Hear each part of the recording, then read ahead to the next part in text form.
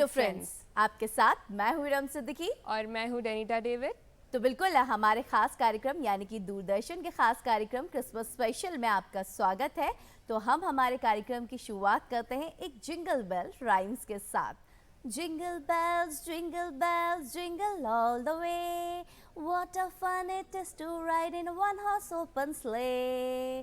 तो बिल्कुल दर्शकों, जिस तरीके से जिंगल बेल का नाम सुनते ही एक दिमाग में सांता क्लॉस का ख्याल आता है, और सांता क्लॉस यानी कि क्रिसमस। और क्रिसमस का ये खास मौका हो और कुछ खास ना हो, ऐसा हो ही नहीं सकता। तो डेनिटा के साथ आज डेनिटा हमें बताएंगी क्यों है क्रिसमस खास। बिल्कुल इरम, उम्मीद, खुशी, शांति और प्रेम की जोत पर आधारित है क्रिसमस का यह पर्व। क्रिसमस का मूल आधार है देना या अर्पण करना। ठीक उसी तरह जिस तरह पिता परमेश्वर ने इस संसार के लिए अपने इकलौते पुत्र को अर्पित किया था, उनके पुत्र यीशु ख्रिस्त ने हमारे लिए, ताकि हमें अनंत जीवन मिल सके, अपना जीवन अर्पित किया था। तो इरम, क्या आपको मालूम था कि स्वर्गदूतों ने चरवाहों को सुसमाचार का यह संदेश दिया था, और यही है अर्पण और कृतज्ञता का कार्य। हमें डेनिटा ने बताया कि क्रिसमस क्यों है खास, और क्रिसमस हो और क्रिसमस की शुरुआत एक गीत से ना हो यानी कि कैरल से ना हो, ऐसा हो ही नहीं सकता। तो चलिए हम डेनिटा की तरफ फिर से बढ़ते हैं और डेनिटा से जानते हैं कि कौन से कैरल से आज वो शुरुआत करने वाली हैं। तो इरम, आज के कार्यक्रम का पहला गीत प्रस्तुत करने आ रहे हैं इन्फेंट जीसस चर्च के सदस्य, और उस गीत के बोल कुछ इस प्रकार है।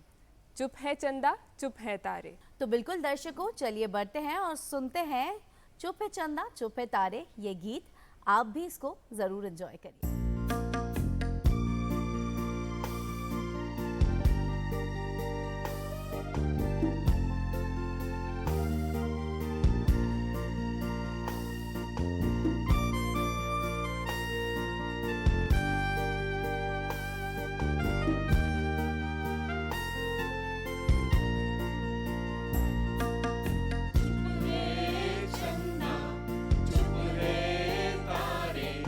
जन्मा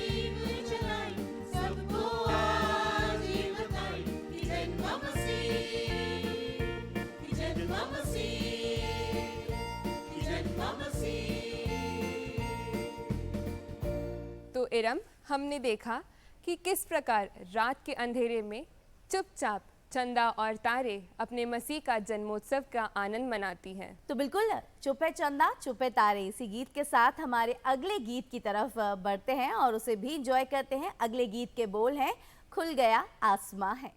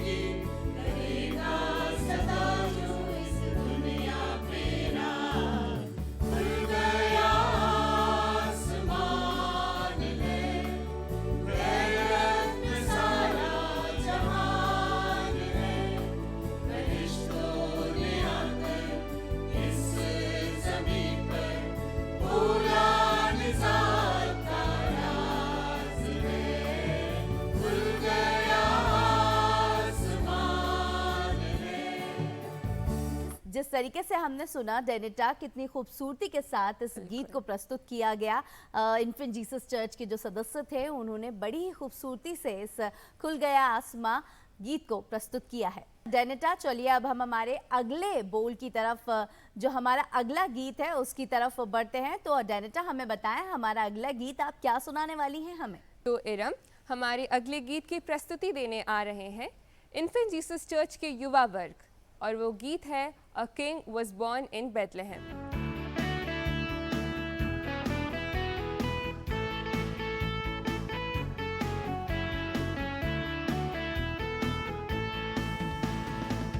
King is born this day in Bethlehem.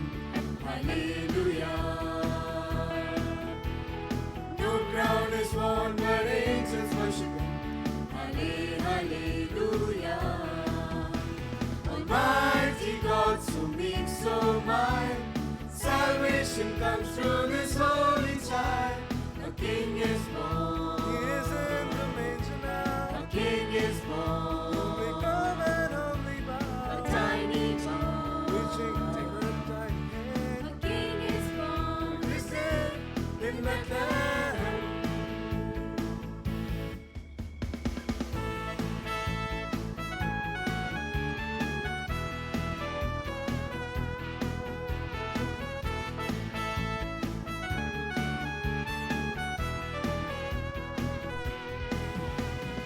Palace is lowly, his throne is made of hay. Hallelujah. Hallelujah. The shepherds bow down to see his holy face. Hallelujah. Heaven is singing of peace on earth, filled with the wonder of this birth.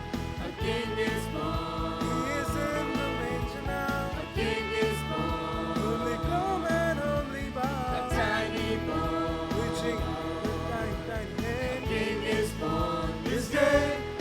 Bethlehem.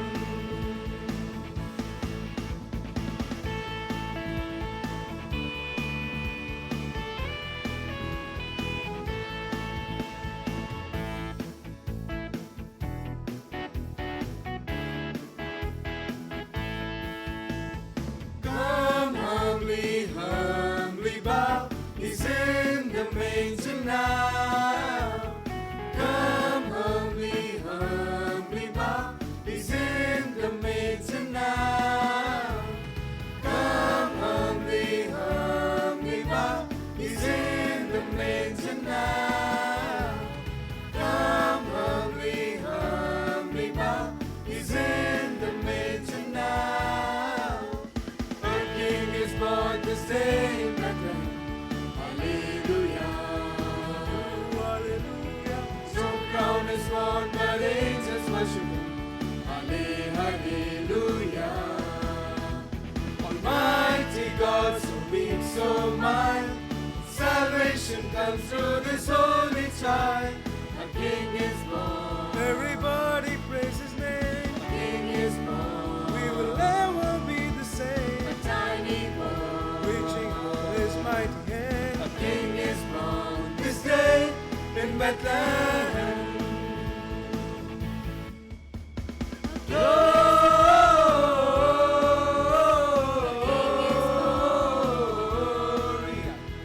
In excelsis Deo.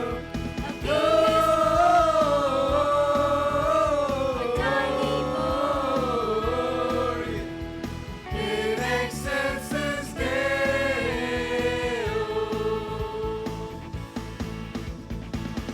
The herald angels sing, glory to the newborn King.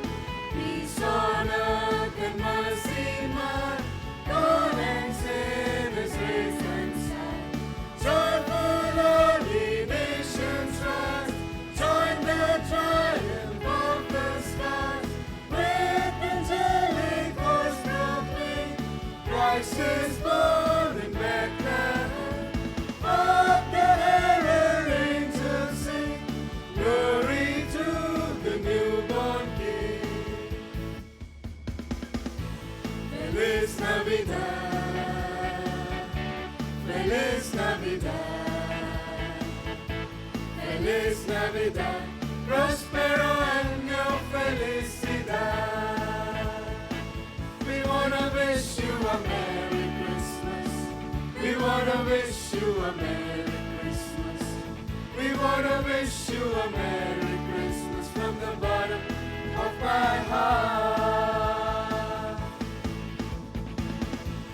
Jesus in my hand, Jesus in my hand, Jesus in my hand. हम सब और आप सब के लिए Christmas मुबारक आप सभी को, क्रिसमस मुबारक आप सभी को, क्रिसमस मुबारक आप सभी को दिल की गहराई से। अभी हमने सुना इस गीत के बोल जिस तरीके से एक राजा ने जन्म लिया और राजा ने किसी महल में नहीं एक गौशाला में जन्म लिया। तो बिल्कुल इसी के साथ अब हम हमारे नन्हे मुन्ने सेंटा क्लॉज को कैसे भूल सकते हैं। तो बिल्कुल इन्फेंट जीसस चर्च के जो नन्हे मुन्ने कलाकार हैं, जो नन्हे मुन्ने छोटे छोटे बच्चे हैं, वो भी नृत्य के जरिए अपनी प्रस्तुति देंगे, डांस यहाँ पे परफॉर्म करेंगे। तो चलिए डेनेटा एक नज़र उनको भी देख लेते हैं।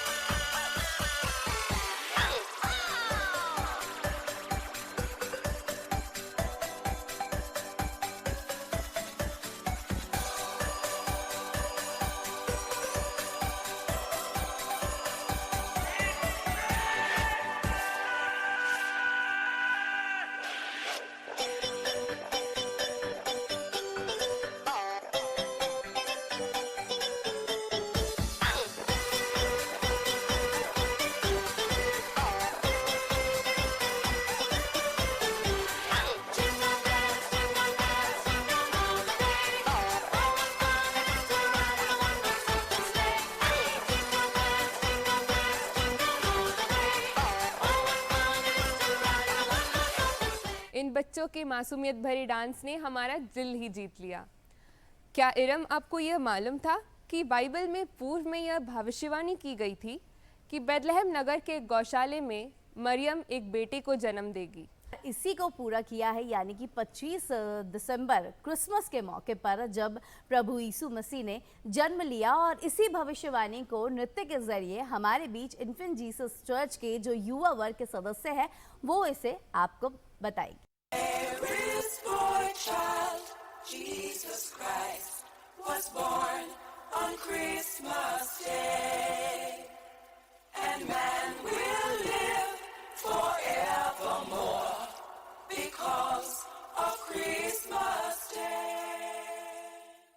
Navidad, Feliz Navidad, Feliz Navidad, prospero año y felicidad. Feliz Navidad, Feliz Navidad, Feliz Navidad.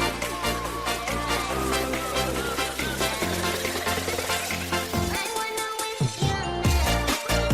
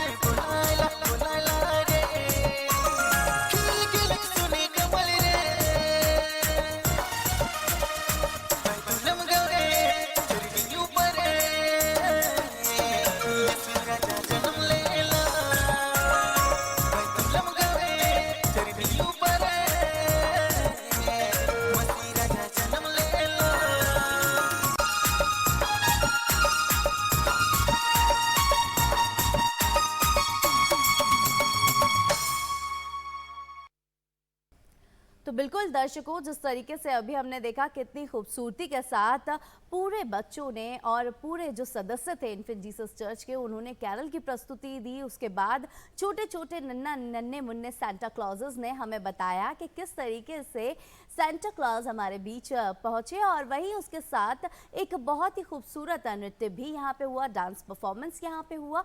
और चलिए, क्योंकि एक खुशी का मौका है, 2 साल बाद, एक लंबे इंतजार के बाद, कोरोना काल के बाद ये पहला मौका है जब हम धूमधाम से पूरी देश पूरी दुनिया क्रिसमस मना रहा है। और क्रिसमस के मौके पर हम भी अपने दर्शकों को एक बार हमारी तरफ से मैरी क्रिसमस विश करना चाहेंगे, मेरे और डेनिटा की तरफ से हमारे अंदाज में। We wish you a Merry Christmas, we wish you a Merry Christmas, we wish you a Merry Christmas। Iram, तो क्रिसमस के इस अवसर पर आर्चडायोसिस ऑफ भोपाल के आर्च बिशप डॉक्टर सेबेस्टियन दुराईराज आम जनता के लिए क्या संदेश देना चाहते हैं, आइए सुनते हैं। प्रिय भाइयों और बहनों, ईश्वर ने हमें रहने के लिए एक सुंदर दुनिया दी है।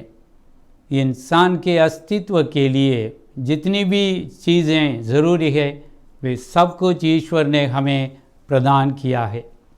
इसके लिए मानव जाति उस सर्वशक्तिमान ईश्वर की सदैव कृतज्ञ है। ईसाई लोगों का विश्वास है कि आज से 2000 वर्ष पूर्व मरियम के गर्भ से यीशु ने मुक्तिदाता के रूप में जन्म लिया प्रभु यीशु के जन्मोत्सव को सारे विश्व में बड़े ही उत्साह के साथ मनाया जाता है। यह दिन हम सबके लिए बड़ा दिन कहलाता है। क्रिसमस के दौरान हम कई प्रकार की तैयारियां करते हैं।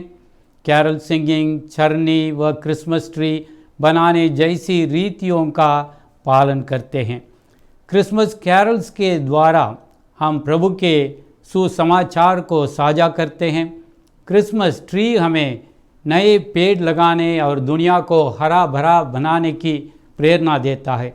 चरनी, जिसमें प्रभु यीशु के जन्मोत्सव को दर्शाया जाता है, ये परिवार में एकता को दर्शाता है। G20 देशों का प्रमुख विषय है कि एक पृथ्वी, एक परिवार और एक भविष्य। और हमारे प्रधानमंत्री श्री नरेंद्र मोदी जी G20 देशों का प्रतिनिधित्व कर रहे हैं। क्रिसमस का तारा हमें हमारे जीवन को सही मायने में समझने और हमारे रास्ते का मार्गदर्शन करता है। संत पापा फ्रांसिस भी हमें चरनी में से सादगी और पर्यावरण संरक्षण का संदेश देते हैं।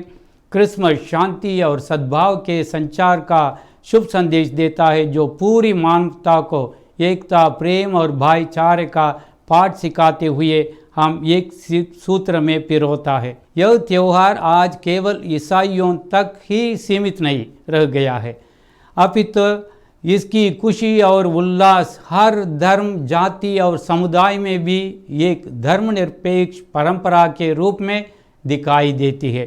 इस क्रिसमस के मौके पर यीशु की दया, प्रेम और सेवा से प्रेरणा पाते हुए हम ज़रूरतमंदों की मदद करें और सेवा कार्यों में आगे बढ़ते जाएं।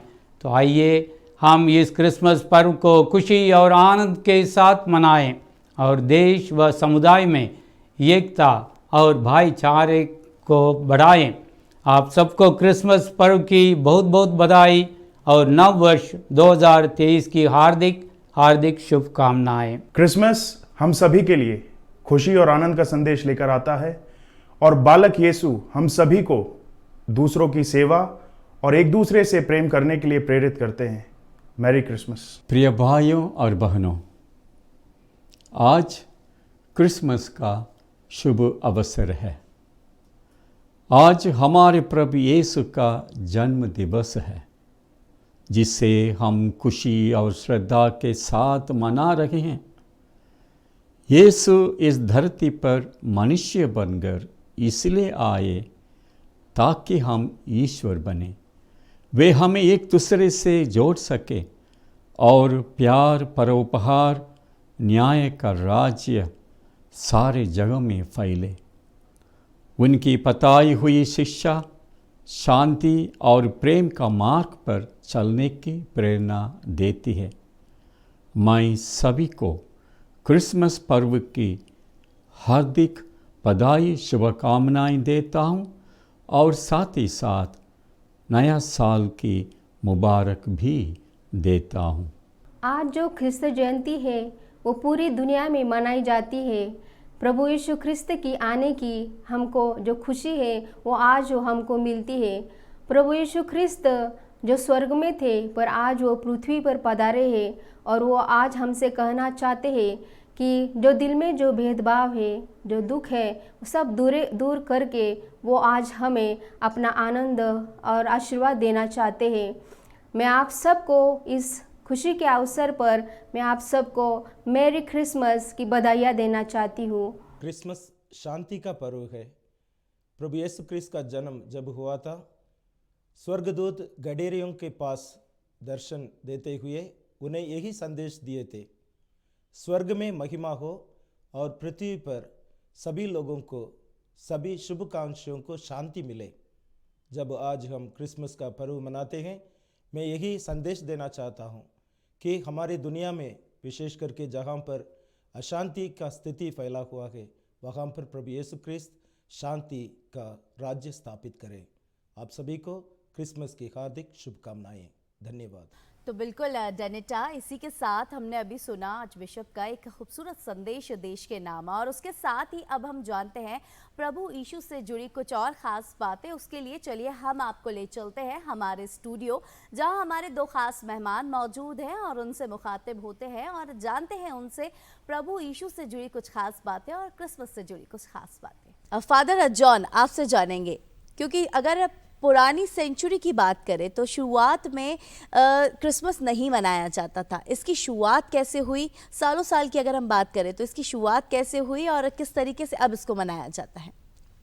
धन्यवाद। वास्तव में क्रिसमस का जो त्यौहार है वो ईश्वर का मनुष्य जाति से प्रेम करने का उस त्यौहार है, क्योंकि हम मानते हैं ईश्वर इंसान बन गया और यह एक नई चीज़ है, क्योंकि हम जानते हैं हमारे समुदाय में अवतार कैसे होता है, भगवान अवतार लेते हैं। तो यहाँ पर ईश्वर मनुष्य बनते हैं ताकि वो जो मानव, जिसे ईश्वर ने उत्पत्ति ग्रंथ बाइबल में हम पढ़ते हैं, ईश्वर ने मनुष्य को अपना ही प्रतिरूप बनाया, लेकिन इंसान पाप करने के कारण वो जो ईश्वरीय कृपा है उसे खो दिया था। तो इसलिए ईश्वर ने चाहा कि मनुष्य को किस प्रकार बचाए, मुक्ति दिलाए, और इसीलिए उन्होंने अपने इकलौते पुत्र को, मतलब ईश्वर मनुष्य के रूप में इस धरती पर अवतार लिए, और उसी को हम क्रिसमस मानते हैं। यानी ईश्वर मनुष्य बन गए हमें बचाने के लिए। बाइबल में नए विधान में संत योहन के सुसमाचार में अध्याय 3 पद संख्या 16 में ऐसा लिखा गया कि ईश्वर ने संसार को इतना प्यार किया कि उसने उसके लिए अपने इकलौते पुत्र को अर्पित कर दिया, ताकि जो भी उसमें विश्वास करे उसका सर्वनाश न हो, बल्कि वह अनंत जीवन प्राप्त करे। और प्रभु यीशु पर जो विश्वास करते हैं, ईश्वर के रूप में उन्हें स्वीकार करते हैं, उन्हें मुक्ति मिलती है। यही हमारा क्रिस्तीय धर्म का एक ये विश्वास है, और लोग प्रभु यीशु को मुक्तिदाता के रूप में मानते हैं। तो ये त्यौहार शुरुआती इतिहास में हम देखते हैं ज़्यादा त्यौहार के रूप में तो मनाया नहीं गया था। रोमन्स के कल्चर में वहाँ पर सूर्य भगवान की उपासना होती थी जी। तो वहाँ पर जब ईसाई धर्म का शुरुआत हुआ था, लोग उस सूर्य भगवान के बदले ईसा मसीह भी एक सूरज के समान है, हमारे दुनिया में उदय हुए हैं, वही मुक्ति लाए हैं। तो एक प्रकार का कंपैरिजन करते हुए इस त्यौहार को, जो पेगन त्यौहार के रूप में माना जाता था, उसको एक धार्मिक रूप देते हुए प्रभु यीशु क्रिस्त का जन्म दिवस 25 तारीख को निर्धारित कर दिया। और उसके बाद ये चरनी, ये सब चीज़ बाद में हमारे रिलीजन में आया था। केवल 25 तारीख को प्रभु यीशु क्रिस्त के जन्म दिवस के रूप में माने थे, लेकिन सन 2223 में हमारे एक संत है जो कि संत फ्रांसिस ऑफ असीसी के संत फ्रांसिस के रूप में जाने जाते हैं। वे प्रभु यीशु क्रिस्त का जन्म वास्तव में कैसा हुआ उसको वो दर्शाए थे, मतलब जो लाइव एनिमल्स उन्होंने खुद अपनी आंखों से देखा जैसे वो उन्होंने बनाया था। मतलब एक चरनी बनाए, उसमें एक माता मरियम प्रभु यीशु की माँ, संत जोसेफ जो कि उनका पालक पिता है, और उस चरनी में क्योंकि प्रभु यीशु को कोई जगह नहीं मिला, उनका जन्म जब हुआ था, वे बहुत दरवाजे खटखटाए। जब मरियम को प्रसव वेदना हुई थी उस समय किसी ने उनके लिए दरवाज़ा नहीं खोला, और उन्हें आखिरी में एक गौशाला मिला और वहीं पर प्रभु यीशु का जन्म हुआ। तो उसी दृश्य को संत फ्रांसिस असीसी दर्शाए, एक गौशाला बनाए, वहाँ पर 2 व्यक्तियों को खड़ा किया, और जानवर जो बैल, भेड़, ऊंट, ये सब उसमें थे। और स्वर्गदूत का जो संदेश आता है, और उस संदेश को भी एक परी के रूप में एक वहाँ पर कोई दर्शाया गया था। और उस चरनी के ऊपर एक स्टार, तारा को रखे थे, क्योंकि तारे के द्वारा ही प्रभु यीशु का जन्म के बारे में ज्योतिषी लोगों को पता चला। तो यही है क्रिसमस का एक दृश्य हमें मिलता है जी। और बाद में चर्चेस में 25 तारीख को एक धार्मिक त्यौहार के रूप में मनाया गया, जहाँ पर वर्तमान में हम लोग पूजा पाठ करते हैं, विशेष करके मध्य रात्रि में वहाँ पर पूजा होता है और 25 तारीख को लोग खुशियाँ मनाते हैं। फादर मारिया से अगर हम बात करें तो इसमें कई परिवर्तन देखे जाते हैं, और अगर इसकी शुरुआती तौर की बात करें तो क्रिसमस आने से पहले क्या कुछ परिवर्तन होना चाहिए, किन बातों का ख्याल रखना चाहिए, अगर व्यक्तिगत तौर पे बात करें तो? अच्छी सवाल है कि एक्चुअली 2000 साल के पहले प्रभु यीशु मसीह आ चुके हैं, लेकिन हर साल हमारे बीच में कलीसिया बार बार हमको ये त्यौहार लेकर आता है, इसलिए कि वो हमको पहचान नहीं कर पाते हैं जी। और टाहूर कहते हैं ही कम्स एवर कम्स, हमेशा आते रहते हैं, हर दिन आते रहते हैं, लेकिन उनको हम पहचान नहीं कर पाते हैं। इसलिए हम उनको प्राप्त करने के लिए हम अपने व्यक्ति के जीवन में परिवर्तन ले आना बहुत ज़रूरत है। तो हम जागृत होना चाहिए। हमेशा मनुष्य भूतकाल में रहते हैं, नहीं तो भविष्य काल में रहते हैं, तो प्रेजेंट वर्तमान काल में नहीं रहते, इसलिए बहुत सारे चमत्कार होता है, ईश्वर आते जाते वो पहचान नहीं कर पाते हैं। और सेकेंडली हम अपने समूह में परिवर्तन ले आना चाहिए। आजकल टेक्नोलॉजी में इतना ऊंचे स्थान में पहुंच गए हैं कि इतना ऊंचा स्थान में पहुंचे हैं, उतना हम लोगों को इनकार करते हैं, पहचान नहीं कर पाते हैं। और यदि कोई व्यक्ति अमेरिका से बार बार बात करता है 24 आवर्स, लेकिन उनके परिवार में सदस्यों के साथ बात नहीं करता है, और दुनिया के प्रॉब्लम को पहचान करता है, लेकिन उनके परिवार में क्या प्रॉब्लम है वो पहचान नहीं कर पाता है, तो इसलिए टेक्नोलॉजी हमें मदद नहीं करता, हमको नुकसान पहुंचते जा रहे हैं। इसलिए प्रभु यीशु आने के पहले हम अपनी समूह, अपनी कम्युनिटी, अपने परिवार में जो संबंध है उसको सुधरना चाहिए। इसलिए हम बालक बनना बहुत ज़रूरत है। कैसे एक बालक कभी भी खाते हैं, पीते हैं और गुस्सा नहीं करते हैं, रोते हैं, फिर भी गले में लगाते हैं, उस भावना से हम रहने से हम एक झुंड से एक परिवार के रूप में हम खुशी से रह सकते हैं, उसमें ईश्वर उपस्थित है। और तीसरा है वो आने से सारे प्रकृति में परिवर्तन आता है। आदि काल में जब आदम यवा पाप किया, पाप के कारण उनको जीवन में नुकसान पहुंचाया और सारे मानव जाति को नुकसान पहुंचाया और सारे सृष्टि में नुकसान पहुंचाया। उस समय से पाप के बाद ही थॉर्न पुष्प आने लगा, मरुभूमि को आने लगा, पानी कम होने लगा। लेकिन प्रभु यीशु आने से क्रूस में चढ़ाकर वो सारे सृष्टि को, मानव जाति को, व्यक्ति के रूप में सबको एक बनाया। इसलिए वो क्रूस में मरते समय भूकंप आया और सारे पत्थर 2 प्रकार के टूट गया और मंदिर के जो पर्दा है वो टूट गया और घबरू खुल गए हैं, तो सारे सृष्टि को एक लेकर आया, पछाया। तो इसलिए हम ये तीनों एस्पेक्ट को, ह्यूमन डायमेंशन और डिवाइन डायमेंशन और क्रिएशन डायमेंशन को अपनाते हुए हम एक बहुत सुंदर रूप में एक खुशीमय जीवन, आनंदमय जीवन हम बिता सकते हैं। जब एक दूसरे को हम खो जाते हैं, क्रिएशन प्रकृति को हम भूल जाते हैं या दूसरे मनुष्यों को भूल जाते हैं, तो हम खुशी से नहीं जी पाएंगे, बीमार हो जाते हैं, जल्दी मर जाते हैं। इस तरीके से क्रिसमस का जिक्र हम कर रहे हैं यहाँ पे, क्रिसमस एक ऐसा त्यौहार है जो सिर्फ क्रिश्चियंस ही नहीं मनाते, पूरा देश, पूरी दुनिया इसको मनाती है, तो उसके पीछे कारण क्या है?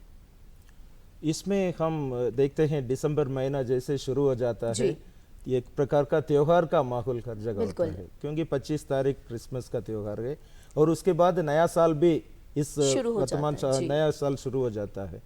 तो लोगों में एक प्रकार का उत्साह हमेशा रहता है दिसंबर महीने में, और ये उत्साह जब क्रिसमस की तैयारी हम करते हैं, हम घरों में जाकर लोगों को खुशियाँ बांटते हैं, स्कूल्स में क्रिसमस का विशेष कार्यक्रम बच्चों के लिए रखा जाता है, तो ये सब लोगों में एक आनंद ले आता है जी। और ये आनंद जो है वो उसी को हमें बांटना चाहिए एक दूसरे को।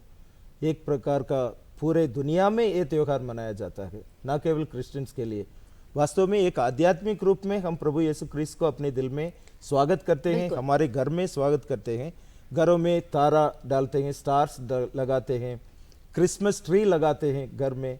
क्रिसमस ट्री जो एक अमरता की उसका प्रतीक है। जी, उसके बारे में भी हम थोड़ा सा जानेंगे कि क्रिसमस ट्री का इतना महत्व क्रिसमस में क्यों रहता है। एक्चुअली क्रिसमस जब आता है, दिसंबर महीना बहुत ठंड का महीना है और यूरोपीय देशों में हम देखते हैं वहाँ भी बहुत ज़्यादा ठंड रहता है उस समय। तो सर्दी के समय में ये जो पेड़ है ये हमेशा हरा भरा रहता है, सदाबहार रहते हैं। तो इन पेड़ों की डालियों को काट कर लोग अपने घरों में रखते थे, यानी कि जितना भी ठंड हो फिर भी ये नहीं मरते। तो अमरता का एक संदेश ये पेड़ लाते थे, पाइन ट्रीज स्पेशली जो ये लाते थे। तो जो भी पेड़ हमें मिलता है हमारे देश में हम उसी को लेते हैं, या डेकोरेटिव प्लांट्स जो शॉप्स में मिलते हैं उसको खरीद के लोग लगाते हैं। वास्तव में इंटरनल जो सिग्निफिकेंस है वो ईश्वर की उपस्थिति और मनुष्य की जो अमरता है, हम लोग हमारी आत्मा अमर है तो उसको दर्शाता है। प्रभु यीशु ख्रीस्त ईश्वर हम मानते हैं तो वो अमर है, उनकी उपस्थिति हमारे जीवन में है, हमारे परिवारों में है। क्योंकि प्रभु जब हम बोलते हैं, बाइबल में हम पढ़ते हैं प्रभु यीशु इमानुएल है, यानी कि ईश्वर हमारे साथ है। तो घर में क्रिसमस का जो ट्री एक डाली रखने से प्रभु यीशु ख्रीस्त ईश्वर हमारे साथ रहते हैं, हमारे सुख दुख में वे हमारे साथ रहते हैं करके एक तसल्ली मिलती है। और उस उत्साह के साथ उस ट्री को डेकोरेट करते हैं, रंगीन पेपर्स डालते हैं, स्टार्स डालते हैं और बच्चों का वो टॉफीज बहुत कुछ रख के एक प्रकार का खुशी को प्रकट किया जाता है। बिल्कुल। क्रिसमस का दिन, फादर मारिया आपसे जानेंगे, क्रिसमस का जो दिन है उसकी शुरुआत कब से होती है, पूरा दिन किस तरीके से रहता है? क्रिसमस का सेलिब्रेशन हमेशा आधी रात से शुरू होता है। Can it be Easter, can it be Christmas. जो मुख्य जो फेस्टिवल वे क्रिश्चियन बनाते हैं वो रात से शुरू होता है, उसका कहते हैं जागरण। हम जागते रहना है रात में। और आधी रात 12 बजे 14th नाइट हम सेलिब्रेशन शुरू करते हैं। और वो तो आध्यात्मिक प्रिपरेशन है कि वहाँ कैरोल सिंगिंग शुरू गाते हुए हम मिसा बलिदान में भाग लेते हैं और विशेष गीत गाते हैं जो 4 हफ्ते में वो गीत नहीं गाया। और उसके बाद हम क्रिसमस रूप में बहुत धूमधाम से मनाते हैं और उस रात से शुरू होता है हमारे सेलिब्रेशन। और दिन में परिवार में मिलजुल कर हम गिफ्ट शेयर करते हैं और केक खाते हैं, स्वीट्स डिस्ट्रीब्यूट करते हैं और इस प्रकार का जो भाईचारा और प्रेम हम बांट देखते हैं दूसरे के साथ। सो हमारा सेलिब्रेशन हमेशा रात से शुरू होता है।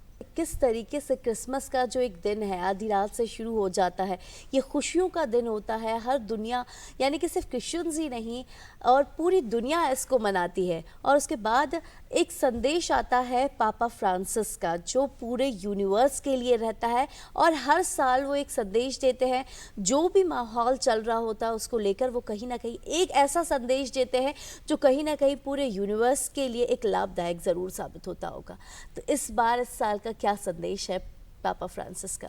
संत पिता फ्रांसिस हमको इस वर्ष क्रिसमस के अवसर पर एक ऐसा संदेश दिए हैं जैसे हमें सरल बनना है हमारा, क्योंकि जो समाज जिस समाज में हम रहते हैं जी। एक कंज्यूमरिस्टिक वर्ल्ड है, कॉम्पिटिटिव वर्ल्ड है और लोग अपने जो सरलता को भूल जाते हैं।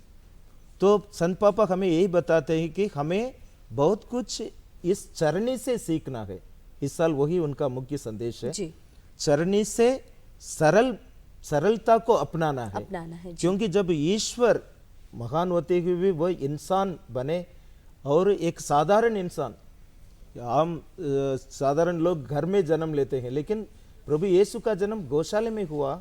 इतना सरल, वो राजमहल में पैदा हो सकते थे, सही बात। लेकिन जो चरनी का हमें हमारा संदेश है, प्रभु यीशु का संदेश सरल होना है, हमारे जीवन में घमंड नहीं होना है, अपने को विनम्र बनना है।